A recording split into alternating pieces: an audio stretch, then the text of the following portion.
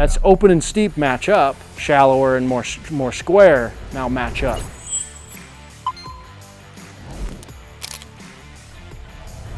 What it's been before, right? I mean, there's that space that I'm talking about, or that we're talking about, right? So there's a very open club face. Look at that, 9 degrees open. So on his way down, you see that little cupping right there on his left wrist, and now that face is a little more up right here. That club right there is great.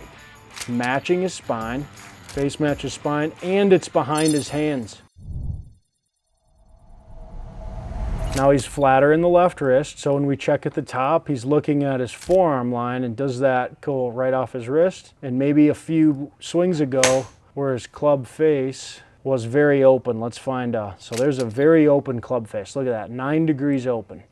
So on his way down, you see that little cupping right there on his left wrist, and now that face is a little more up right here. It's a little more vertical. Now when we see a shut face, we're going to see flatter left wrist at the top, and now as he comes down, that's definitely more shut. Now he doesn't have to do any shutting because it's already square to his spine. But if that's wide open, more vertical, he's going to have to do some shutting, and that's that timing thing he was talking about. That club right there is great. It's matching his spine, face matches spine, and it's behind his hands. So he's coming into the ball from behind, hence why we love this. 3 and 1-9. Starting it right, face less than path, begins that ball to draw the other way. So we went through body feels, we went through chest feels, posture feels, and because we're now shallower, we can't have that more open with the steep. That's open and steep match up, shallower and more square now match up. So you got the shallower, you got the body going on, now it's just that last piece is your feels with the face, which for you just needed to feel a little more shut. We're not asking him to hit a draw with a shut face. It's more shut than it was. It's still open of 0. We're not saying negative face. We're saying positive face underneath the path. Good feel.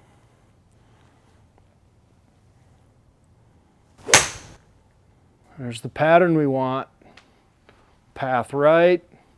Face is going to be underneath the path. There we go. The correct ratio on face to path for anyone wondering is half. So if this is 5, we want that 2.5, and 4.8 and 2.3, we're 2.4 off from absolutely perfect. So he's having a really good feel here. That ball moved 2.5 feet, Ted, right to left. So now as we match up the face to his path, we're creating matchups for the swinger he wants to be. He doesn't want to lose his posture, he doesn't want to be steep. So that means he can't swing left and he can't be open. So we created a matchup in the body. Now we're creating a matchup for his face and path. Good player can feel what 2 open and 2 shut feels like. 2 degrees open and 2 degrees shut. But when we were at 9 degrees open, you had a path really good, but this was just too much to the right, so the ball couldn't come back. Now when we match it up, I mean, who doesn't like to move it 3 feet right to left and land it on top of the pin? That's the grind you'll do on your own. So good, dude. What are you feeling now? I mean, that one felt more synced up than the other ones. And, again, like talking about like hypersensitivity to like what we're doing, which is good because you're more aware. Like that one felt body back a little bit more than the last 2. I don't know if it is.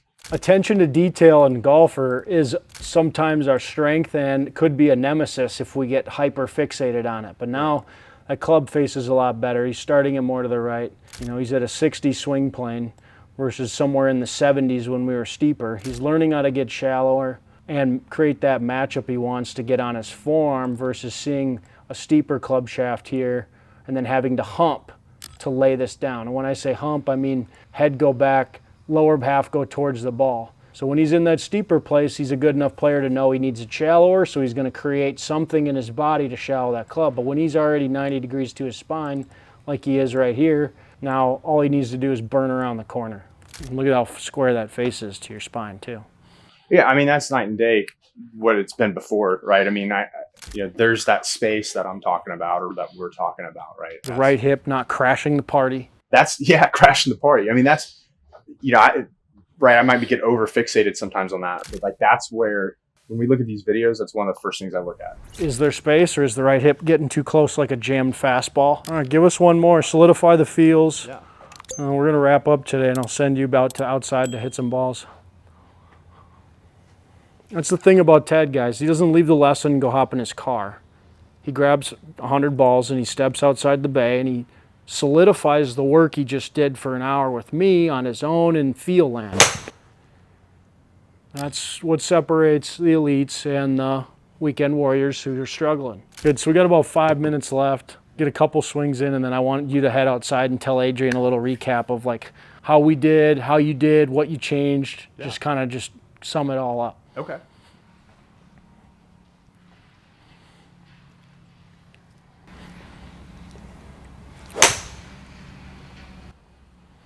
So if you're getting that good path, your brain should go to, I'm doing better in the downswing.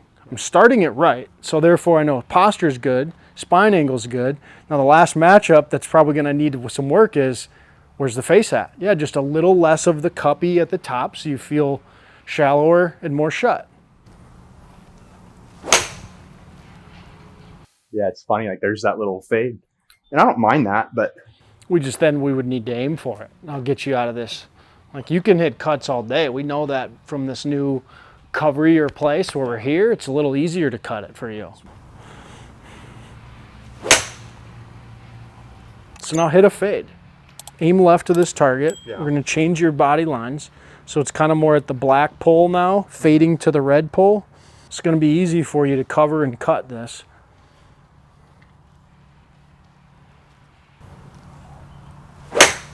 A little heavy. It's fading. All right, stud. You did a lot of good work today. I appreciate you, man. Good work, baby. That had some clap to it. Yeah, it did. Some bass to it. That was right. Yeah, had some bass to it. That's how you know we're locked in. He did some great work. Lots of posture stuff. It's the #1 swing flaw in golf. Good golfers have flaws, but they know what to work on. If you need help, know what to work on, dial it in at AWG Access. You can follow along, see Ted's story. He's going to keep driving. Man, he's going to go outside and hit some balls right now. We'll see you guys later.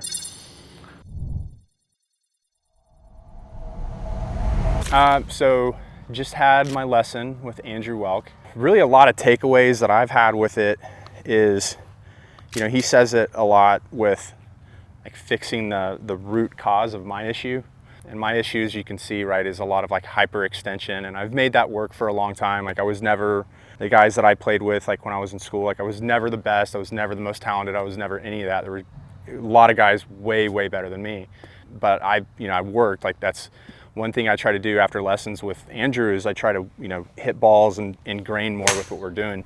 It explains it, I think, very simple. He doesn't overcomplicate things. And I know I've seen a lot of teachers in the past where, it might make sense, but it doesn't really resonate like with what I'm doing and I can't take it on the course. And he's given me a lot of confidence to where I can apply what I'm learning here in an hour, however many times a month or, every few months. And I can feel confident to go practice that, trust it, and then go play. And I'm trying to get back into that. I haven't really played a whole lot of tournaments lately just because I've lost a lot of confidence, but I'm trying to get that back, and Andrew's really been a big part of that for me.